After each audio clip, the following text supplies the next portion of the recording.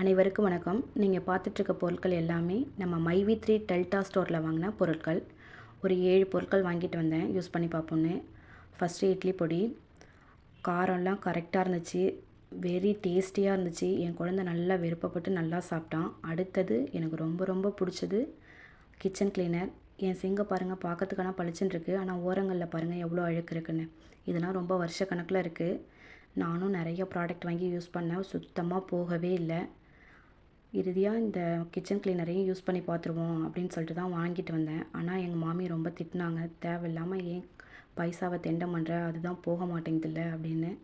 இருந்தாலும் இதை மட்டும் நான் லாஸ்ட்டாக யூஸ் பண்ணிக்கிறேன் அப்படின்னு சொல்லிட்டு வாங்கி நான் யூஸ் பண்ணி பார்க்கறதுக்காக வாங்கிட்டு வந்தேன். பாருங்கள், 10 நிமிஷம் அப்படியே ஊற வச்சேன். அந்த துருப்பிடிச்ச கரையெல்லாம் பாருங்கள், அது மேலெலாம் அப்ளை பண்ணி 10 நிமிஷம் ஊற வச்சுருந்தேன். அதுக்கு பிறகு நார்மலாக நம்ம எப்போவும் பாத்திரம் தேய்ச்சுவோம் எடுப்போம்ல, அந்த ஸ்பாஞ்சை வச்சு லைட்டாக தான் தேய்ச்சி எடுத்தேன்.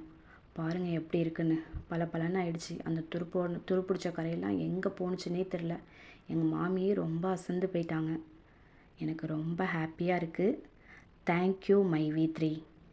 Thank you so much. Thank you, Myvi3. Thank you, Myvi3.